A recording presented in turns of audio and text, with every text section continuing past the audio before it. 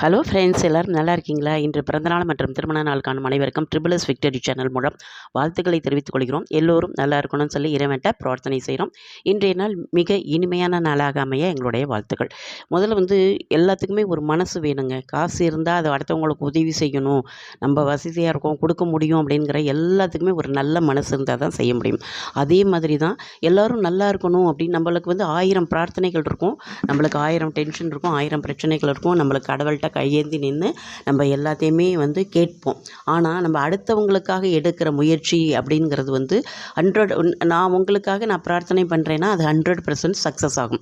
இன்னொருத்தவங்களுக்காக நம்ம பிரார்த்தனை பண்ணோம்னா அது அவங்க என்ன பிரார்த்தனை சொல்கிறாங்க அதுக்காக நம்ம மனமுருகி வேண்டணும்னா அவங்களுடைய பிரார்த்தனையை கடவுள் நிறைவேற்றி தருவார். இது இயற்கையாகவே எல்லாருக்குமே தெரியுமா தெரியாதான்னு கேட்குறது, ஆனால் அதுதான் 100% உண்மை.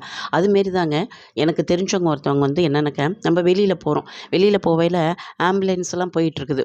ஆம்புலன்ஸில் அந்த அந்த அந்த சவுண்டோடு வர்றப்ப நம்மளுக்கு என்ன தெரியும், நம்ம ஒதுங்கி வழி விடணும், அவங்க அர்ஜெண்ட்டாக போகிறாங்க, ஏதோ ஒரு உடம்பு சரியில்லாதவங்க, ஆக்சிடெண்ட் கேஸ் எதுவாக வேணாலும் இருக்கலாம், அவங்க வயசானவங்களாக இருக்கலாம், யங்காக இருக்கலாம், யார் வேணாலும் இருக்கலாம், போகிறாங்க, அதுக்காக வழி விடணும். இது மாத்திரம் தான் நம்ம தெரியும்.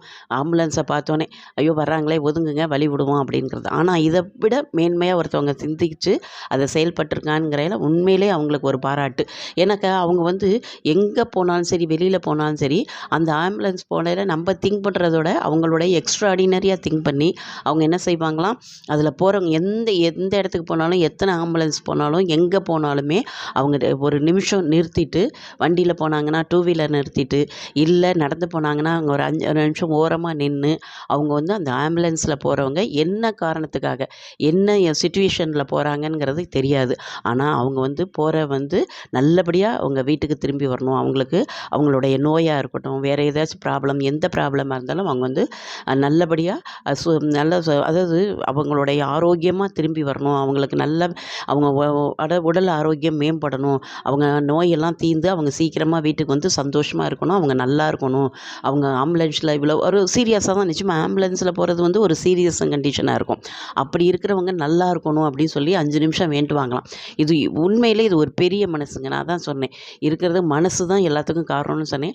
அந்த மனசு இதேமாரி அவங்கள அவங்க வேண்டின அந்த ஒரு நிமிஷத்தில் அவங்களுக்கு அது சக்ஸஸ் ஆனாலவே அந்த புண்ணியம் அவங்களுக்கு சேருங்கிறத விட அவங்க நல்லா இருக்கணும்னு நினைக்கிறாங்க பார்த்தீங்களா, அந்த மனசு எல்லாருக்குமே வராது, அவங்களுக்கு மாத்திரம்தான் வந்துச்சு. எங்கே போனாலும் ஆம்புலன்ஸை பார்த்தோன்னே நான் இதுமாரி செய்வேன் அப்படின்னு சொல்கிறத கேள்விப்பட்டு எனக்குமே அதுக்குள்ளார ஒரு அதாவது இந்த என்ன சொல்லுவாங்க, அந்த தூண்டுதல் சக்தி நம்ம மனசுக்குள்ளே இருந்துச்சு. நம்ம ஏன் இதெல்லாம் திங்க் பண்ணவே இல்லை, இப்படி திங்க் பண்ண அருமையான திங்கிங்காக இருக்கே, நம்மளும் இதே மாதிரி எங்கே போனாலும் சரி நிறுத்தி செய்யாட்டியும் போகிறப்ப மனசார வேண்டிக்கிட்டு, வண்டியில் போனாலும் நம்ம நடந்து போனாலும் 2 வீலரில் போனாலும் காரில் போனாலும் மனசுக்குள்ளறையே கடவுள்கிட்ட வேண்டிக்கிட்டு அவங்க போகிறாங்க. என்ன கண்டிஷன் தெரியல, அவங்க யாராக இருந்தாலும், பெண்ணாக இருந்தாலும், ஆணாக இருந்தாலும், வயசானவங்க இருந்தாலும், யங்ஸ்டர்ஸாக இருந்தாலும் சரி, ஆக்சிடெண்ட்டாக இருந்தாலும் சரி, ரொம்ப சீரியஸான நோயாக இருந்தாலும் அவங்க அதுலேருந்து விடுபட்டு நல்லா ஆரோக்கியமாக வீடு திரும்பி அவங்க சந்தோஷமாக இருக்கணும், அவங்க நல்லா இருக்கணும் அப்படின்னு நம்மளுடைய எந்த தெய்வத்துக்கிட்டனாலும் ஒரு வேண்டுதலை பிரார்த்தனை செய்தோம்னா, இதுமாரி நம்ம செய்கிற ஒவ்வொரு பிரார்த்தனையிலும் எத்தனையோ பேர் போவாங்க. அதில் நிச்சயமாக அவங்களுக்கு கடவுளோட அருள் மற்றவங்களுக்காக வேண்டலை நிச்சயமாக சக்ஸஸ் ஆகும்னு சொன்னேன் பார்த்தீங்களா, அதுமாரி மற்றவங்களுக்காக நம்ம வேண்டையில் அவங்க அவங்க குடும்பத்தோடு சந்தோஷமாக இருந்தானா அந்த ஒரு நம்மளுடைய வேண்டுதல் அங்கே பழிச்சிச்சுன்னு சொன்னால் அதை விட என்னங்க சந்தோஷம் உலகத்தில். எத்தனைங்க அதாவது சொல்லுவாங்க, அதாவது சந்தோஷத்துலேயே மிகப்பெரிய சந்தோஷம் அடுத்தவங்களை சந்தோஷப்படுத்தி பார்க்குறதுன்னு சொல்லுவாங்க. ஆனால் அது நம்மளுக்கு தெரிய போகிறதில்ல, அவங்களுக்கு போய் தெரிய போகிறதில்ல. இதுமாரி நம்மளுக்காக ஒரு ஜீவன் அங்கே பிரார்த்தனை பண்ணுறாங்கன்னு தெரிய போகிறதில்ல. இருந்தாலுமே அவங்க வரப்போ அவங்க யாரை சொல்லுவாங்க, நன்றி கடவுளைன்னு கடவுளுக்கு நன்றி சொல்லுவாங்க. அந்த கடவுள் உங்களுக்கு நிச்சயமாக ஏதோ ஒரு விதத்தில் ஒரு சக்ஸஸாக ஒரு நிறைய விஷயங்களை உங்கள் மனசுக்கு ஏற்ற மாதிரி ஒரு நல்ல உள்ளம் கொண்ட உங்களுக்கும் சேர்ந்து கடவுள் நல்லதே செய்வார். அதனால் நீங்களும் இனிமேல் ஆம்புலன்ஸ் போனால் இந்த மாதிரி நீங்களும் மனசுக்குள்ளரே ஒரு பிரார்த்தனையை செய்யுங்க.